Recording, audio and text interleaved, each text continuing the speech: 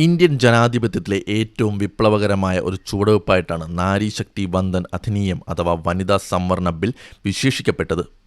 പാർലമെന്റിലും നിയമസഭകളിലും സ്ത്രീകൾക്ക് 33% സീറ്റുകൾ ഉറപ്പാക്കുന്ന നിയമം. എന്നാൽ ഈ നിയമം പാസ്സായിട്ടും എന്തുകൊണ്ടാണ് സ്ത്രീകൾക്ക് ഇന്നും ആ അവകാശം ലഭിക്കാത്തത്? നാരീശക്തിയെക്കുറിച്ച് വാചാലരാകുമ്പോഴും വനിതാ സംവരണത്തെ ഡീലിമിറ്റേഷൻ, സെൻസസ് എന്നീ നിബന്ധനകൾ തളച്ചിട്ടിരിക്കുന്നത് എന്തിനാണ്? വനിതാ സംവരണ ബിൽ പാസ്സായെങ്കിലും അത് നടപ്പിലാക്കാൻ സർക്കാർ 2 നിബന്ധനകളാണ് മുന്നോട്ട് വച്ചിരിക്കുന്നത്. 1, അടുത്ത സെൻസസ് പൂർത്തിയാകണം.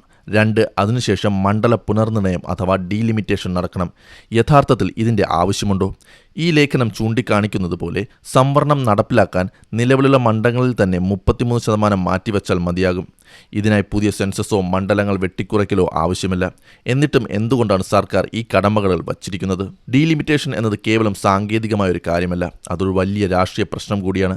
ജനസംഖ്യയുടെ അടിസ്ഥാനത്തിൽ മണ്ഡലങ്ങൾ പുനർനിർണ്ണയിക്കുമ്പോൾ ജനസംഖ്യാ നിയന്ത്രണം വിജയകരമായി നടപ്പിലാക്കിയ കേരളം, തമിഴ്നാട് തുടങ്ങിയ ദക്ഷിണേന്ത്യൻ സംസ്ഥാനങ്ങൾക്ക് പാർലമെന്റിലെ സീറ്റുകൾ കുറയാൻ സാധ്യതയുണ്ട്. അതേസമയം ജനസംഖ്യ കൂടിയ വടക്കേ ഇന്ത്യൻ സംസ്ഥാനങ്ങൾക്ക് സീറ്റുകൾ കൂടുകയും ചെയ്യും. വനിതാ സംവരണത്തെ ഈ സങ്കീർണമായ വിഷയമായി കൂട്ടിക്കെട്ടുന്നത് വഴി സ്ത്രീകളുടെ രാഷ്ട്രീയ അവകാശത്തെ ഒരു പേയ്മെന്റ് എന്ന രീതിയിൽ മാറ്റിയിരിക്കുകയാണ്. അതായത് വടക്കേ ഇന്ത്യയിലെ രാഷ്ട്രീയ മേധാവിത്വം ഉറപ്പിക്കാനുള്ള ഉപാധിയായി വനിതാ സംവരണം മാറുന്നുണ്ടോ എന്ന് നമ്മൾ സംശയിക്കേണ്ടിയിരിക്കുന്നു. ഒപ്റ്റിക്സ് എന്നാൽ പുറമേക്ക് കാണുന്ന ഭംഗി എന്നാണ് അർത്ഥം. സർക്കാർ വനിതാ സംവരണം കൊണ്ടുവന്നു എന്ന് വരുത്തി തീർക്കുകയും വലിയ ആഘോഷങ്ങൾ നടത്തുകയും ചെയ്തു. പക്ഷേ അത് എന്ന് നടപ്പിലാകും എന്ന് ചോദിച്ചാൽ കൃത്യമായ മറുപടിയില്ല. ഒരുപക്ഷെ 2029 അതിനുശേഷമോ മാത്രമേ ഇത് യാഥാർത്ഥ്യമാകൂ. സ്ത്രീ ശാക്തീകരണത്തെക്കുറിച്ച് സംസാരിക്കുമ്പോൾ തന്നെ അവരെ ഇനിയും വർഷങ്ങളോളം കാത്തിരിപ്പിക്കുന്നത് എന്തുതരം നീതിയാണ്? ഈ ലേഖനം വ്യക്തമാക്കുന്നത് പോലെ ഇതൊരു രാഷ്ട്രീയ തന്ത്രം മാത്രമാണ്.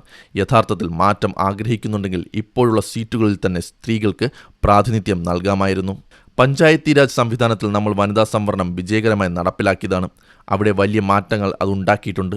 എന്നാൽ നിയമനിർമ്മാണ സഭകളിൽ സ്ത്രീകളുടെ എണ്ണം ഇപ്പോഴും വളരെ കുറവാണ്. ഇന്ത്യയിലെ പകുതിയോളം വരുന്ന ജനതയെ പ്രതിനിധീകരിക്കാൻ കേവലം 14 മുതൽ 15% സ്ത്രീകൾ മാത്രമാണ് പാർലമെന്റിലുള്ളത്. നയരൂപീകരണത്തിലും നിയമനിർമ്മാണത്തിലും സ്ത്രീകളുടെ ശബ്ദം ഉയർന്നു കേൾക്കേണ്ടത് അത്യാവശ്യമാണ്. അതിനെ ഡീലിമിറ്റേഷൻ പോലുള്ള തർക്ക വിഷയങ്ങളുമായി ബന്ധിപ്പിക്കുന്നത് സ്ത്രീകളുടെ രാഷ്ട്രീയ വളർച്ചയെ തടസ്സപ്പെടുത്തുന്നതിന് തുല്യമാണ്. വനിതാ സംവരണം എന്നത് ആർക്കെങ്കിലും നൽകുന്ന ഔദാര്യമല്ല, അത് സ്ത്രീകളുടെ അവകാശമാണ്. നിബന്ധനകളില്ലാത്ത, കാലതാമസമില്ലാത്ത സംവരണമാണ് നമുക്ക് വേണ്ടത്. രാഷ്ട്രീയ നേട്ടങ്ങൾക്കായി സ്ത്രീകളുടെ അവകാശങ്ങളെ പണയം വയ്ക്കരുത്. ഈ ചർച്ചകൾ സമൂഹത്തിൽ സജീവമായി നിൽക്കേണ്ടതുണ്ട്.